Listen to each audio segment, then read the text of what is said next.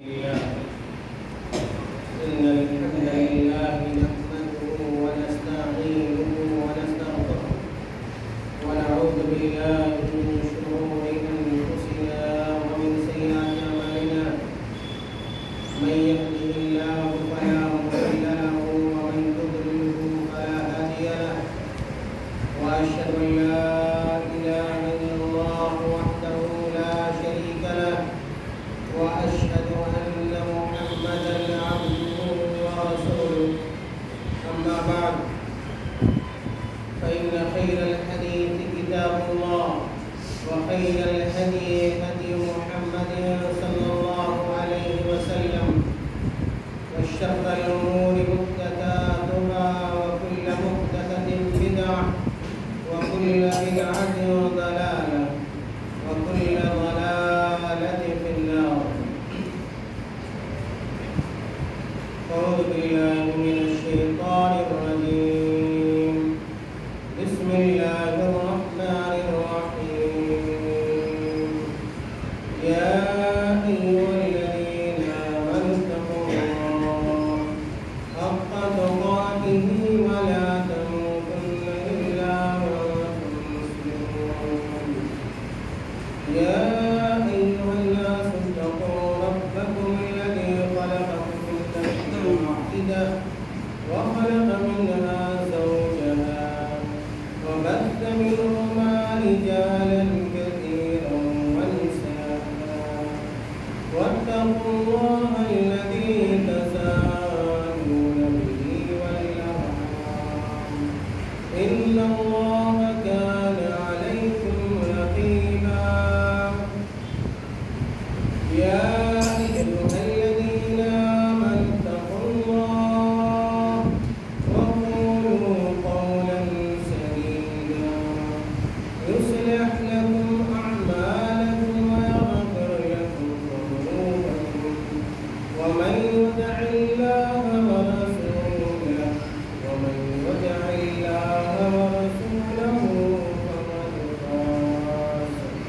فقد فاز فوزا عظيما. وقال تعالى في مقام آخر: كل نفس ذائقة الموت وإنما توفون أجوركم يوم القيامة فمن زحزح عن النار وأدخل الجنة فقد فاز وما الحياة الدنيا إلا متاع الغرور.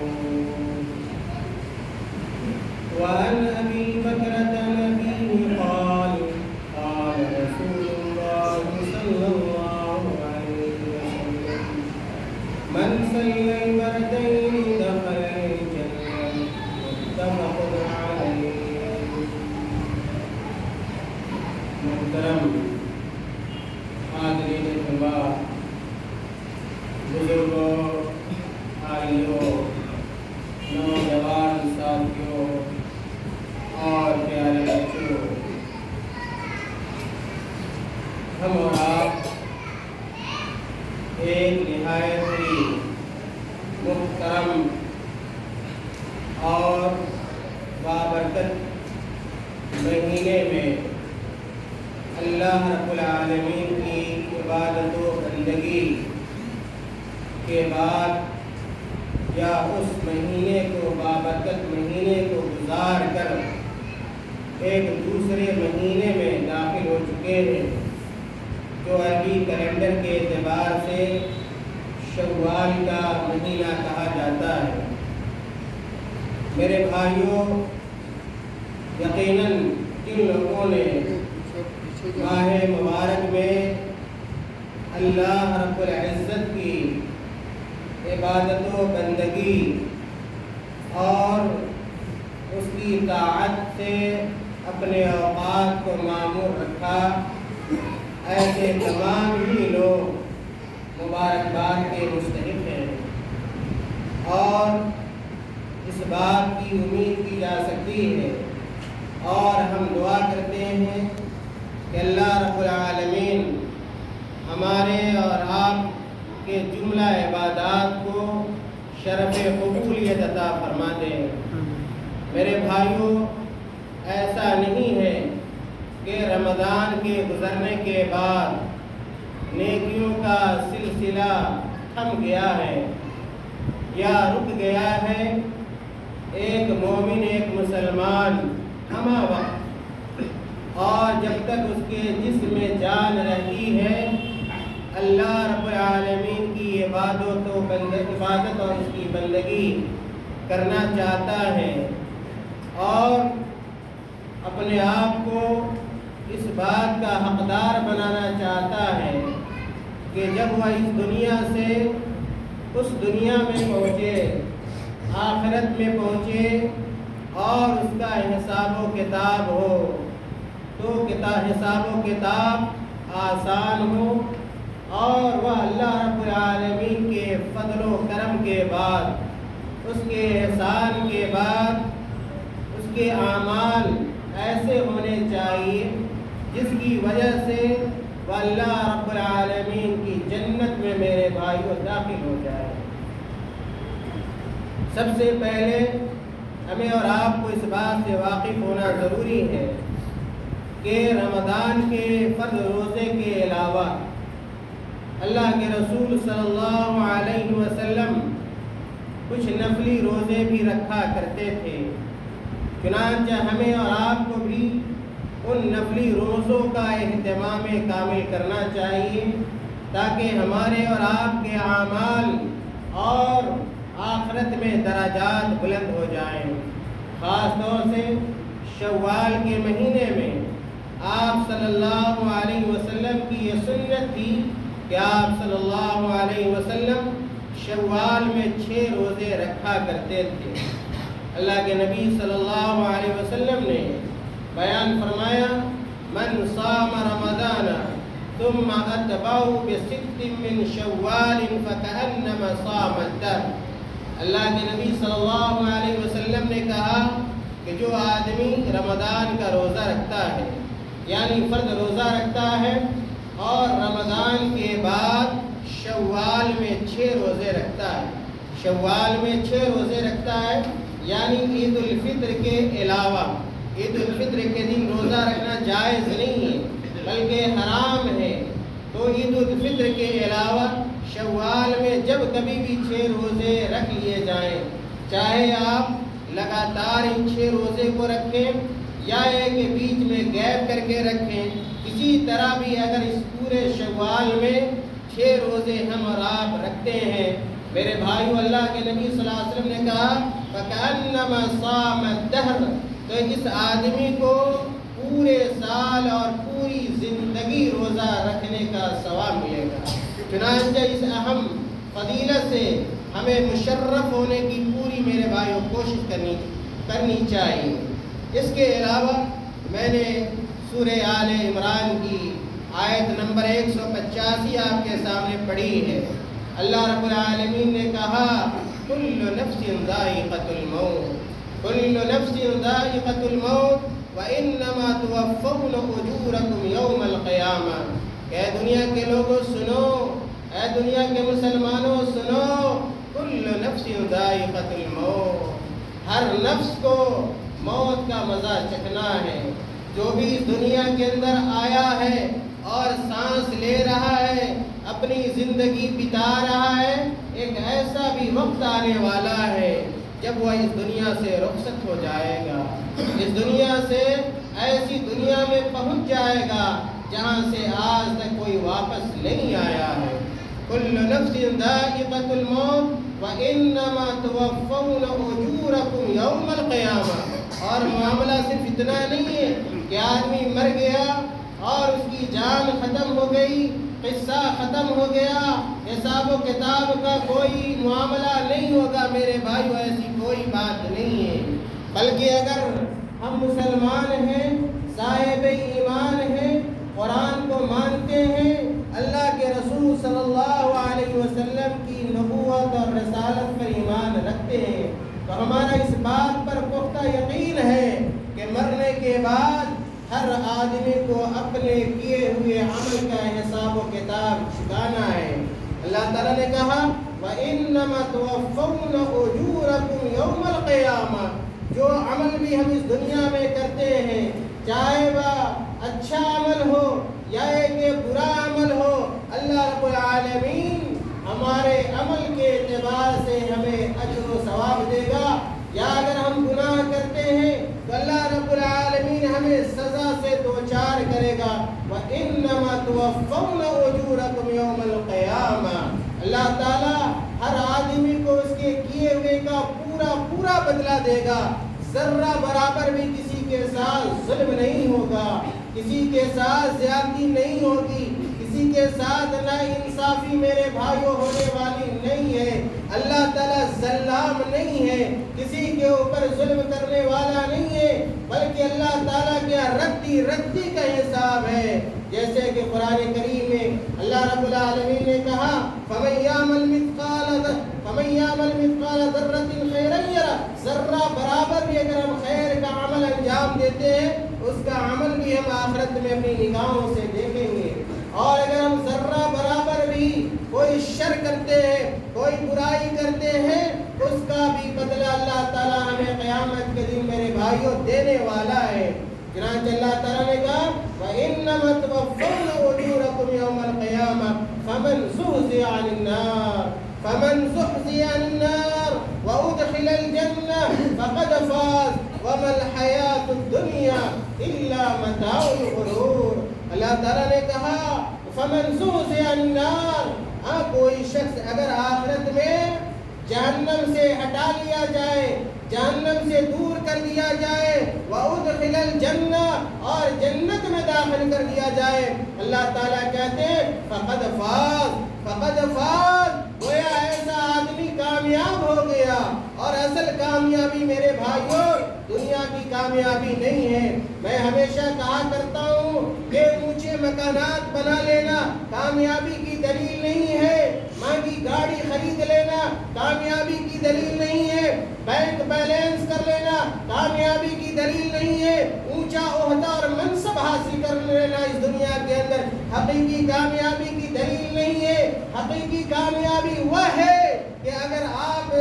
جنت میں داخل ہو جائے، جہنم سے دور کر دیے جائیں، اللہ تعالیٰ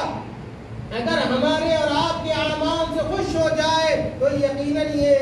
حقیقی کامیابی ہے۔ اللہ تعالیٰ نے کہا فَقَدْ فَازَ وَمَا الْحَيَاةُ الدُّنْيَا إِلَّا مَتَاعُ الْغُرُورِ، اور یہ جو دنیا کی زندگی ہے یہ دھوکے کا سامان ہے۔ اگر آپ اس سے دل لگاتے ہیں، دنیا میں اگر الجھ جاتے ہیں، دنیا کو کے دھوکے میں آ جاتے ہیں، تو دنیا کو اگر سامنے رکھ کر آخرت کو فراموش کر دیتے ہیں، میرے بھائی یقیناً آپ دھوکے میں ہیں۔ شیطان نے آپ کو دھوکہ دیا ہوا ہے، شیطان نے آپ کو اپنے جال میں پھنسایا ہوا ہے، اور اس جال سے اور اس دھوکے سے میرے بھائیوں باہر آنے کی ضرورت ہے۔ میرے بھائیوں ایک مسلمان ہمیشہ اس دنیا میں اس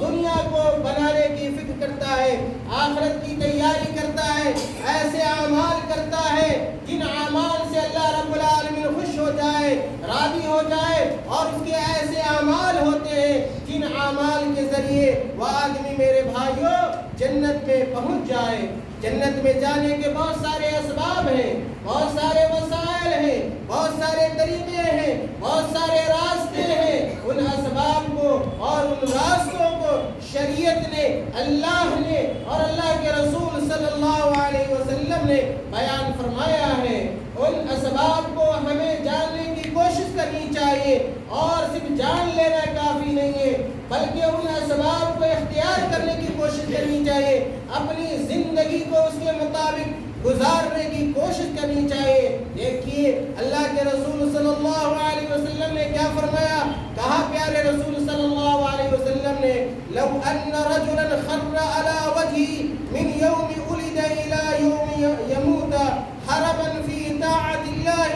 لحقره ذلك اليوم، اگر کوئی آدمی، اگر کوئی شخص اس دنیا میں جس دن سے وہ پیدا ہوتا ہے اور جس دن وہ مرے گا، اگر ساری زندگی اپنے چہرے کو زمین پر رکھ دے، اللہ کی عبادت کے لیے، اللہ کی بندگی کے لیے، اللہ کو خوش کرنے کے لیے۔ میرے بھائیوں، ایسا عبادت گزار آدمی جب آخرت میں پہنچے گا تو اس کو اپنی یہ ساری نیکیاں معمولی معلوم ہوں گی، اور وہ آدمی اس بات کی خواہش کرے گا وَلَوَدُّ أَنَّهُ رُدَّ إِلَى الدُّنْيَا كَيْ يَزْدَادَ مِنَ الْأَجْرِ وَالثَّوَابِ۔ اور ایسا عبادت گزار آدمی اس بات کا متمنی ہوگا، اس بات کا خواہش مند ہوگا کہ اے کاش اللہ تعالیٰ مجھے ایک اور زندگی دے دیتا اور میں دنیا میں لوٹ جاتا،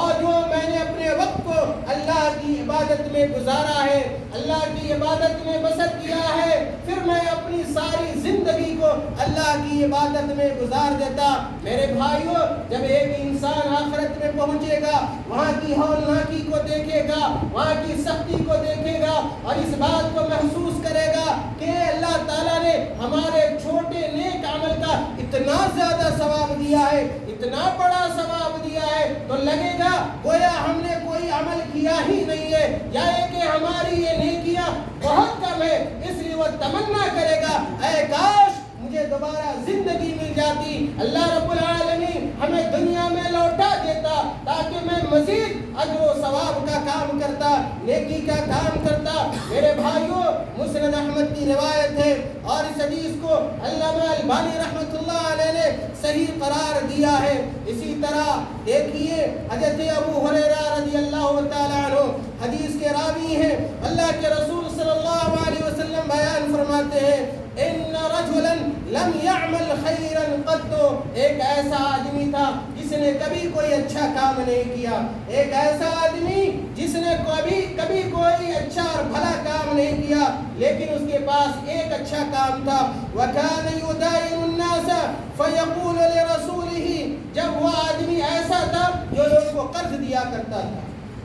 جو لوگوں کو قرض دیا کرتا تھا، جب وہ اپنے کسی قاصد کو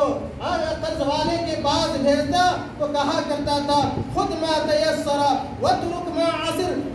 وتجاوز۔ وہ آدمی، وہ مالدار آدمی جب اپنا قرض لینے اپنے نمائندے کو بھیجتا تھا، اپنے قاصد کو بھیجتا تھا، تو کہا کرتا تھا کہ جاؤ فلاں آدمی کے پاس میرا قرض ہے، اس سے مانگنا،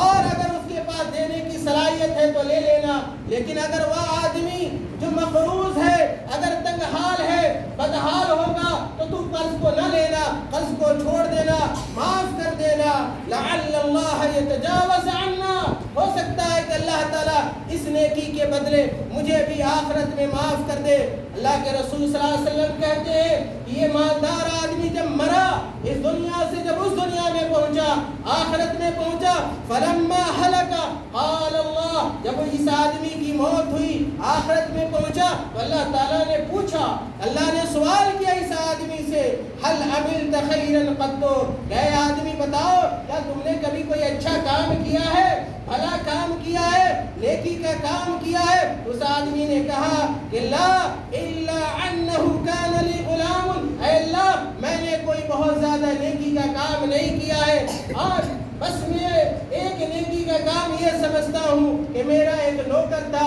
میرا ایک غلام تھا، وَكُنْتُ أُدَائِنُ النَّاسَ، اور میں لوگوں کو قرض دیا کرتا تھا، لوگوں کی ضرورتوں کو پوری کیا کرتا تھا۔ میرے بھائیوں، آج سماج سے، آج معاشرے سے، گاؤں اور بستی سے قرض حسنہ کا بالکل رواج اٹھتا جا رہا ہے۔ آج سودی لین دین، سودی کاروبار میرے بھائیوں عام ہو رہے ہیں۔ آخر یہ کیوں ہے؟ اس وجہ سے ہے کہ ہم نے لوگوں کی ضرورتوں کو پوری کرنا چھوڑ دیا ہے، لوگوں کے کام آنا ہم نے ترک کر دیا ہے۔ میرے بھائیوں، اسلام یہ حکم دیتا ہے کہ ہم اپنے دوسرے مسلمان بھائی کی مدد کریں، تعاون کریں، اگر انہیں قرض کی ضرورت ہے تو ہم قرض بھی دیں، اگر ہم قرض نہیں دیں گے جائز طریقے سے، صحیح طریقے سے قرض حسنہ کو اگر ہم چھوڑ دیں گے تو لوگ سود لینے پر مجبور ہوں گے، اور آپ جانتے ہیں کہ سود لینا یا کہ دینا حرام ہے، کتاب و سنت میں اس سے منع کیا گیا ہے۔ اس آدمی نے کہا کہ وَكُنْتُ أُدَائِنُ النَّاسَ، اے اللہ میں لوگوں کو قرض دیا کیا کرتا تھا فَإِذَا بَعَثْتُهُ يَتَقَاضَى قُلْتُ لَهُ جب میں اپنے غلام کو قرض واپس لینے کے لیے بھیجتا تھا تو میں اپنے غلام کو اس بات کی نصیحت کیا کرتا تھا اور اسے یہ سمجھایا کرتا تھا کہ خود ما تیسرا کہ جو دے مقروض آدمی سے لے لینا وَتُرُكْ مَا عَسِرْ اور جو نہ دے سکے سختی کی وجہ سے یا تنہائی کی وجہ سے اس پر سختی نہ کرنا وَتَجَاوَزْ بلکہ معاف کر دینا لَعَلَّ اللَّهِ تَجَاوَزْ عَنَّا ہو سکتا ہے کہ اللہ تعالیٰ اس نیکی کے بدلے آخرت میں مجھے معاف کر دے. اللہ تعالیٰ نے اس مالدار آدمی سے کہا فَقَدْ تَجَاوَزْتُ عَنْكَ کہ سن لو کہ دنیا میں جس طرح تم نے غریبوں کو معاف کیا فقیروں کو معاف کیا اپنے قرض کو تم نے چھوڑا ہے آج میں تمہیں معاف کرتا ہوں. میرے بھائیوں اس حدیث سے یہ پتہ چلتا ہے کہ مقروض آدمی سے قرض کو معاف کر دینا یا کہ اس کے قرض کو ہلکا کر دینا یہ ایسا عمل ہے جس کی وجہ سے اللہ راضی ہوتا ہے اللہ خوش ہوتا ہے اور اللہ تعالی ہمیں اور آپ کو جنت میں داخل کر سکتا ہے. اسی طرح ابو ہریرہ رضی اللہ تعالی عنہ کی روایت ہے بیان فرماتے ہیں کہ اللہ کے رسول صلی اللہ علیہ وسلم نے کہا نزع رجل لم يعمل خيرا قط حسن شوك عن الطريق حسن شوك عن الطريق اللہ کے رسول صلی اللہ علیہ وسلم نے کہا کہ ایک آدمی ایک کانٹے دار درخت کو یا ایک ٹہنی کو راستے سے ہٹا دیتا ہے. ایک آدمی کانٹے دار ٹہنی کو درخت کی ایک ٹہنی ہے جس کے اندر کانٹے ہیں جس سے لوگوں کو تکلیف ہوتی ہے اذیت ہوتی ہے اور لوگ پریشان ہوتے ہیں اور وہ آدمی راستے سے گزر رہا ہوتا ہے اس کانٹے دار ٹہنی کو دیکھتا ہے چاہے کسی نے اس ٹہنی کو کاٹ کر راستے پہ ڈال دیا تھا یا وہ ٹہنی کانٹے دار ٹہنی اسی راستے پر تھی تو دیکھیے اس کا کتنا بڑا انعام اللہ رب العالمین اس آدمی کو دیتا ہے فشکر اللہ لہ بہا اس کے اس عمل کی وجہ سے اللہ تعالیٰ اس کو معاف کر دیتا ہے اس کے گناہوں کو بخش دیتا ہے فادخلہ الجنت اور اس آدمی کو اللہ تعالیٰ جنت میں داخل کر دیتا ہے. میرے بھائیوں آج ہم اپنا محاسبہ کریں آج ہم اپنا جائزہ لیں اپنے گریبان میں جھانک کر دیکھیں کہ ہم کہاں کھڑے ہم لوگوں کے لیے آسانی پیدا کرتے ہیں یا لوگوں کے لیے پریشانی کا سبب بنتے ہیں باعث بنتے ہیں. آج ایسے لوگ بھی ہمارے سماج کے اندر ہمارے معاشرے کے اندر ہمارے محلے کے اندر پائے جاتے ہیں جو لوگوں کو تکلیف میں ڈالتے ہیں جو لوگوں کو اذیت میں ڈالتے ہیں جو لوگوں کے راستے کو بند کرتے ہیں لوگوں کے راستے پہ کانٹے ڈالتے ہیں درخت ڈال دیتے ہیں. یاد رکھیے یہ ظلم ہے یہ زیادتی ہے اور ایسا عمل ہے جس سے اللہ ناراض ہوتا ہے. اور اگر ہم چاہتے ہیں کہ اللہ رب العالمین ہمارے لیے آسانی پیدا کرے اللہ تعالی ہمیں جنت میں داخل کر دے اماطۃ العذاب عن الطریق تو راستوں سے ہم تکلیف دہ چیزوں کو اٹھایا کرے راستوں سے ایسے کانٹے دار چیزوں کو اور کانٹے دار سے کا مطلب یہ نہیں ہے کہ کانٹے کوئی بھی چیز ایسی ہو جس سے اگر مسافروں کو پریشانی لائق ہوتی ہے راہگیروں کو پریشانی لائق ہوتی ہے چلنے والے لوگوں کو پریشانی ہوتی ہے ایسی چیزوں کو دور کرنا یاد رکھیے ایمان کی علامت ہے اور ایسا عمل ہے جس کی وجہ سے اللہ تعالیٰ ایسے بندوں کو جنت میں داخل کرتا ہے. اللہ کے رسول صلی اللہ علیہ وسلم نے بیان فرمایا ان اعمال کے ضمن میں جن اعمال کی بدولت ایک آدمی جنت میں جا سکتا ہے. کہا پیارے رسول صلی اللہ علیہ وسلم نے من قرأ آیت الکرسی دبر کل صلاۃ مکتوبہ لم یمنعه من دخول الجنة الا ان يموت رواہ النسائی. اللہ کے رسول صلی اللہ علیہ وسلم نے کہا من قرأ آیت الکرسی دبر کل صلاۃ مکتوبہ کہ اگر کوئی آدمی ہر فرض نماز کے بعد مثال کے طور پر ظہر کی نماز پڑھے اس کے بعد عصر کی نماز پڑھے اس کے بعد اسی طرح تمام فرض نماز کے بعد اگر ہم آیت الکرسی کے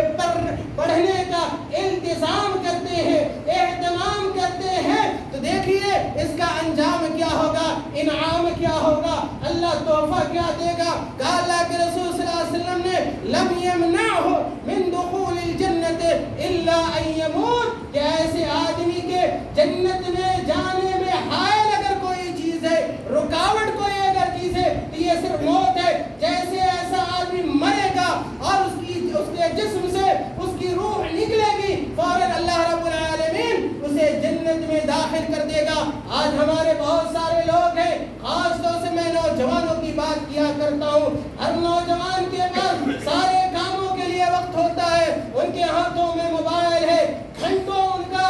فیس بک پہ لگتا ہے، ٹویٹر پہ لگتا ہے، واٹس ایپ پہ لگتا ہے، چیٹنگ میں لگتا ہے، مسجدوں سے وہ غائب نظر آتے ہیں، مسجدوں میں ندارت ہوتے ہیں، اور اگر نماز بھی پڑھتے ہیں، مسجدوں میں بھی آتے ہیں، فوراً بھاگنا چاہیں گے۔ ایسا لگتا ہے کہ ایک پاؤں انہوں نے مسجد میں رکھا ہے اور دوسرا پاؤں ابھی مسجد سے باہر ہے، مسجد سے دل نہیں لگتا ہے، مسجد میں سے سکون ان کو حاصل نہیں ہوتا ہے۔ میرے بھائیوں، ایسا اس لیے ہوتا ہے کہ ہم دل سے نماز نہیں پڑھتے، ہمارا جسم کہیں ہوتا ہے، دل کہیں ہوتا ہے۔ اگر جسم میں اگر پورے دل اور دماغ سے اگر ہم نماز پڑھیں گے، یاد رکھیے ایسی نماز سے ہمیں فائدہ ہوگا، ایسی نماز سے ہمیں سکون ملے گا، ہمیں اطمینان ملے گا، اور ایسا اطمینان ملے گا جو اطمینان ہمیں دنیا کے کسی بھی خطے میں اور کسی بھی گوشے میں میرے بھائیوں نہیں مل سکتا۔ کہنا یہ چاہتا ہوں کہ اللہ کے رسول صلی اللہ علیہ وسلم نے کہا کہ اگر آپ جنت میں جانا چاہتے ہو، جنت میں پہنچنا چاہتے ہو، تو جنت میں لے جانے والے اعمال میں سے ایک عمل ہر فرد نماز کے بعد آیت الکرسی کا پڑھنا بھی ہے میرے بھائیوں۔ چنانچہ ہمیں اور آپ کو اس کا التزام کرنا چاہیے۔ معاذ بن جبل رضی اللہ تعالی عنہ بیان فرماتے ہیں، سنن ابو داؤد کی روایت ہے کہ اللہ کے رسول صلی اللہ علیہ وسلم نے بیان فرمایا من کان آخر کلامہ لا الہ الا اللہ دخل الجنہ، من کان آخر کلامہ لا الہ الا اللہ دخل الجنہ۔ کیا وہ آدمی جس کی زندگی کا آخری وظیفہ، جس کی زندگی کا آخری کلمہ، آخری قول میرے بھائیوں لا الہ الا اللہ دخل الجنہ، جس آدمی کی موت لا الہ الا اللہ پر ہوتی ہے، اس حال میں وہ مرتا ہے کہ جب تک زندہ رہا اسلام پر زندہ رہا، جب تک زندہ رہا ایمان پر زندہ رہا، جب تک زندہ رہا توحید پر زندہ رہا، جب تک زندہ رہا سنت رسول صلی اللہ علیہ وسلم پر زندہ رہا۔ لا الہ الا اللہ کا مطلب یہ نہیں ہے کہ زبردستی اسے لا الہ الا کہلوایا جائے، نہیں میرے بھائیوں، لا الہ الا کا مطلب یہ ہے کہ زندگی اس کی گزری لا الہ الا اللہ پر، توحید پر، اسلام و ایمان پر، اور موت بھی واقع ہو رہی ہے تو اسی کلمہ شہادت، کلمہ اسلام لا الہ الا اللہ پر۔ پھر ایسے آدمی کے لیے خوشخبری ہے، ایسے آدمی کے لیے بشارت ہے۔ اللہ کے نبی صلی اللہ علیہ وسلم نے کہا کہ ایسا آدمی دن قیامت میں جنت میں جائے گا، اللہ تعالیٰ ایسے کو جنت میں داخل کرے گا۔ میرے بھائیوں، جنت میں لے جانے والے اعمال میں سے یہ 5 وقتہ نمازیں بھی ہیں۔ ہم نے دیکھا رمضان میں ہماری مسجدیں لوگوں سے بھری رہتی تھی اور ہماری مسجدیں آباد رہا کرتی تھی، لوگ فجر نماز میں پہنچتے تھے، تراویح میں بھی پہنچتے تھے، فجر کی نماز میں بھی فجر کی نماز بھی با جماعت ادا کیا کرتے تھے۔ لیکن جیسے عید کا چاند نکلا، شوال کا چاند نکلا، اور رمضانی مسلمان اور رمضانی نمازی میرے بھائیوں وہ بھی عید کے چاند ہو گئے۔ پتہ نہیں کہ زمینیں نکل گئیں یا آسمان نے نکل لیا میرے بھائیوں۔ یاد رکھیے 5 وقتہ نمازیں ان اعمال میں سے ہیں جن اعمال کی وجہ سے انسان جنت میں جا سکتا ہے۔ حضرت عبادہ بن صامت رضی اللہ تعالیٰ عنہ بیان فرماتے ہیں، پیارے رسول صلی اللہ علیہ وسلم نے کہا 5 صلوات كتبهن الله على العباد فمن جاء بهن لم يضيع منهن شيئا كان له عند الله عهد ان يدخله الجنہ۔ اللہ کے نبی صلی اللہ علیہ وسلم نے کہا کہ 5 وقتوں کی نمازوں کو اللہ تعالیٰ نے اپنے بندوں کے اوپر فرض کیا ہے۔ اگر ہم نمازوں کا خیال رکھتے ہیں، ان نمازوں میں سستی نہیں کرتے ہیں، ان نمازوں سے تغافل نہیں کرتے ہیں، یا نمازوں کا ترک نہیں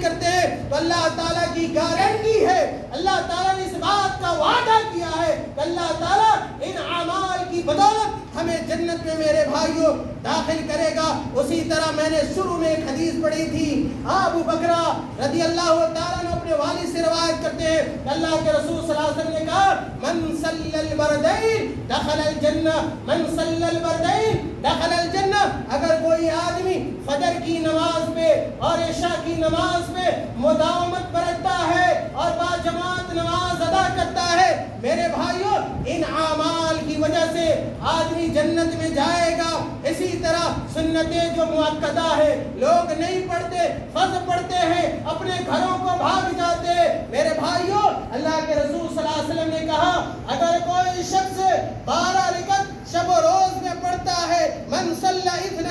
12 رکعہ فی یوم و لیلہ بنی لہ بہن بیت فی الجنہ، رواہ مسلم۔ تو ان سنت مؤکدہ کی وجہ سے اللہ رب العالمین جنت میں گھر بنائے گا۔ مثال کے طور پہ فجر سے قبل، فجر کی نماز سے قبل آپ 2 رکعت پڑھیں، اسی طرح ظہر سے قبل 4 رکعت سنت پڑھیں، اسی طرح ظہر کے بعد 2 رکعت پڑھیں، پھر مغرب کے بعد 2 رکعت سنت پڑھیں، اسی طرح عشاء کے بعد 2 رکعت سنت پڑھے۔ میرے بھائیوں ان سنتوں کو سنت مؤکدہ کہا جاتا ہے۔ اللہ کے نبی صلی اللہ علیہ وسلم ان سنتوں کا اہتمام کیا کرتے تھے، اور اگر ہم اور آپ پڑھتے ہیں اللہ تعالیٰ اس کی بدولت جنت میں ایک گھر بنائے گا۔ کیا ہمارے لیے کافی نہیں ہے کہ جنت میں ہمارا مقام ہو جائے، جنت کا گھر میرے بھائیوں مل جائے؟ اسی طرح والدین کی خدمت کرنا، اللہ کے راستے میں اپنے مالوں کو میرے بھائیوں خرچ کرنا، اچھے اخلاق رکھنا۔ اللہ کے رسول صلی اللہ علیہ وسلم سے پوچھا گیا کہ وہ کون سا عمل ہے جس کی بدولت لوگ کثرت سے جنت میں جائیں گے؟ تو اللہ کے نبی صلی اللہ علیہ وسلم نے کہا تقوی اللہ وحسن الخلق، کہا کہ سب سے زیادہ جس عمل کی وجہ سے لوگ جنت میں جائیں گے میرے بھائیوں وہ اللہ کا تقوی ہے، اللہ سے ڈرنا ہے، اللہ کا خوف کھانا ہے، اللہ کے اوامر کی بجاوری کرنی ہے اور نواہی سے اجتناب کرنا ہے، اور اسی طرح لوگوں کے ساتھ اچھا معاملہ کرنا ہے، حسن اخلاق کا مظاہرہ کرنا ہے۔ اللہ کے نبی صلی اللہ علیہ وسلم سے پوچھا گیا وہ کون سے اعمال ہیں جس کی وجہ سے لوگ سب سے زیادہ جہنم میں جائیں گے؟ میرے بھائیوں اللہ کے نبی صلی اللہ علیہ وسلم نے کہا الفم والفرج، الفم والفرج، سب سے زیادہ جس عمل کی وجہ سے لوگ جہنم میں جائیں گے میرے بھائیوں وہ زبان ہے۔ اس لیے زبان کی حفاظت کیجیے، زبان کی وجہ سے آدمی جنت میں بھی جا سکتا ہے اور جہنم میں بھی جا سکتا ہے۔ اسی طرح اللہ کے نبی صلی اللہ علیہ وسلم نے کہا والفرج، اور شرمگاہ کی حفاظت بھی ضروری ہے۔ اگر شرمگاہ کی حفاظت نہیں کریں گے یہ شرمگاہ، یہ زبان ہمیں میرے بھائیو جہنم تک پہنچا دے گی۔ اللہ تعالیٰ سے دعا کریں کہ اللہ تعالیٰ ہمیں اور آپ کو نیک اعمال کی توفیق عطا فرما دے۔ اللہ تعالیٰ ہمیں اور آپ کو ایسے اعمال کے انجام دینے کی توفیق عطا فرمائے جن انجام کی وجہ، جن اعمال کی وجہ سے ہم جنت میں پہنچ سکتے ہیں، اور اللہ تعالیٰ ہمیں ان اعمال سے بچائے جو اعمال ہمیں جہنم میں لے جا سکتے ہیں۔ اللہ تعالیٰ جب تک ہم دنیا میں زندہ رہے اسلام پر قائم و دائم رکھے، اور جب ہمارا خاتمہ ہو ایمان پر ہو۔ وآخر دعوانا الحمد للہ رب العالمین۔